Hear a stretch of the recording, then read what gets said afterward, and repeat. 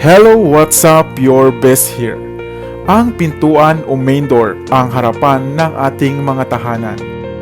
Dito din pumapasok at lumalabas ang swerte o kamalasan.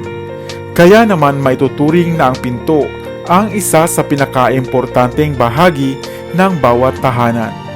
Sa iyong araw-araw na paglabas-masok sa pintuan ng iyong bahay ay maaari itong makaapekto sa swerte at mga enerhiyang maaaring maglabas-masok rin sa iyong bahay. Kaya pinaniniwalaang bilang may-ari ng bahay ay nararapat na isaalang-alang mo ang mga bagay na dapat at di dapat sa ating mga pintuan. Kaya pag-uusapan natin ang mga aspeto at prinsipyo na dapat mong isaalang-alang pagdating sa inyong pintuan. Kaya kung bago ka pa lamang sa ating channel ay huwag mong kalimutan na pindutin ang subscribe button at ang notification bell upang lagi kang updated sa aking mga bagong uploads.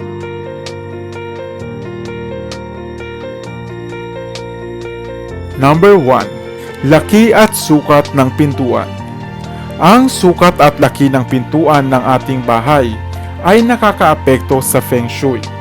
Kung masyadong malaki ang ating pintuan, ang positibong enerhiya at swerte ay hindi matitipon at di buong papasok sa ating tahanan. O di kaya naman ay mabilis ding lilisan. Subalit kung masyado rin namang maliit sa karaniwang sukat, ang positibong enerhiya rin ay maaapektuhan.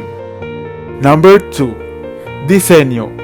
Ang inyong main door o pintuan ay nararapat din na hindi nagtataglay o binubuo ng napakaraming elemento o disenyo, sapagkat ito ay mahirap at pangit sa Feng Shui. Ang pinto ay marapat na buo at walang puwang na lagusan ng negatibong chi. Alin mang pintuan na may puwang o sira ay dapat palitan na. Mas mainam na mukhang bago ang pintuan upang mas maka-attract ito ng maraming swerte. Number 3. Hugis. Ang hugis din ng pintuan ay dapat ikinukonsidera. Iwasan ang mga pinto na hugis pabilog o arko na kahawig ng isang lapida, sapagkat ito ay may mga hatid na hindi maganda. Number 4. Kulay.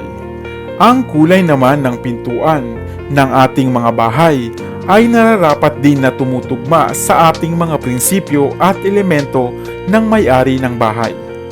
Ang kulay ng pintura ng pintuan ay nagdadala ng positibong enerhiya upang maging magaan ang lahat sa nagmamay-ari ng isang tahanan. Ang kulay at pintura ng ating mga pintuan ay maaaring maiugnay sa mga elementong water, wood, metal, earth, at fire. At kung ang inyong natatanging elemento ay metal, ang mga magagandang kulay ng gate o pintuan ay maaaring maglaro sa mga kulay na white, gold, silver, gray, green, yellow, at brown. At para naman sa mga pabor sa elemento ng wood o kahoy, ang mga kulay ng pintuan ay dapat kulay green, yellow, brown, gray at blue. Kung gusto mo naman ng elemento ng tubig, mas bagay sa iyo ang mga kulay na gray, blue, red, orange, white, gold o silver.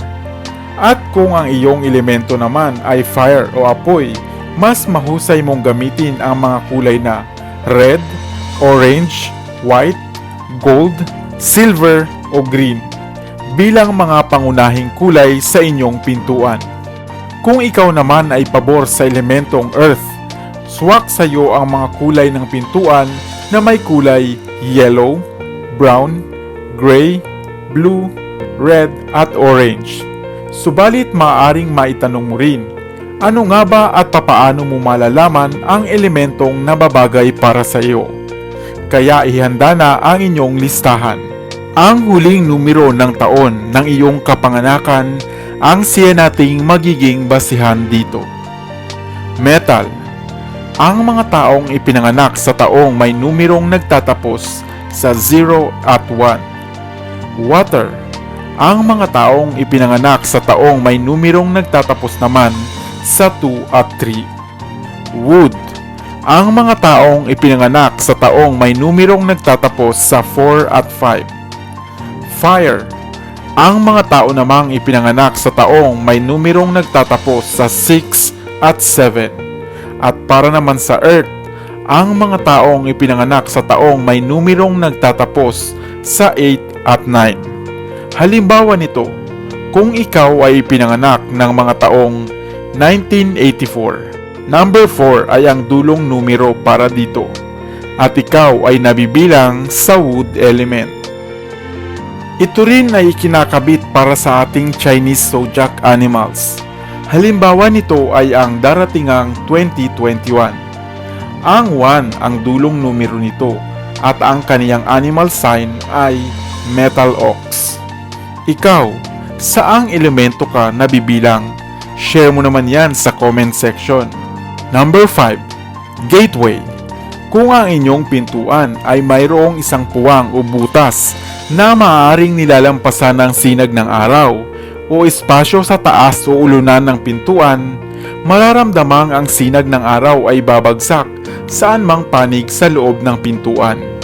Nangangahulugan nito ng lungkot at hindi kaligtasan.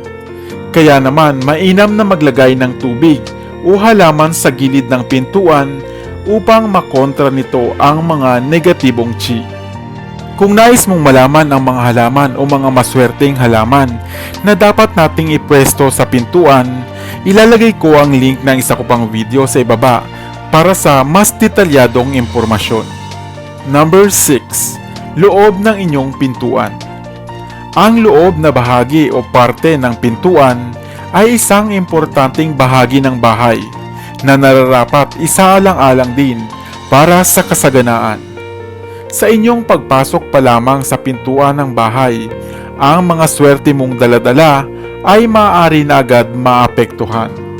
Ang paglalagay ng mga berde at mga halamang may malalapad na dahon ay isang mainam na solusyon.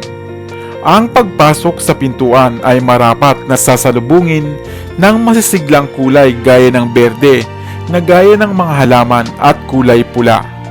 At mainam na maglagay ng mga palamuti na may ganitong kulay. Ang lugar sa likod ng main door o pangunahing pintuan ay hindi dapat gamitin bilang kusina o banyo o may nakasabit na salamin, sapagkat susunugin ng kusina ang kayamanan. Ang banyo naman ay magkakaroon ng mabaho o hindi kaaya-ayang amoy. Habang ang salamin naman ay indikasyon na nagpapakita ng paglisan ng magandang kapalaran. Dapat ay hindi rin nakatapat ang inyong main door sa pintuan ng inyong silid tulugan, sapagkat pribado ang silid tulugan o ang silid na ito at hindi mainam na payagan na agarang masilip o matunghayan ang inyong privacy. Ito rin ay nagdadala ng negatibong enerhiya diretso sa inyong silid tulugan na maaaring maiugnay sa inyong kalusugan. Kaya naman maaaring maglagay ng kortina o screen sa pagitan nito. Tandaan, ang mga interpretasyong ito ay pawang gabay lamang. Nasa sa inyo pa rin ang desisyon at kayo pa rin ang may hawak ng inyong kapalaran. Sana ay may bago kang natutunan sa videong ito. Iwan ka naman ng comment sa comment section sa ibaba. I-like at i-share mo na rin para naman sa kaalaman ng iba.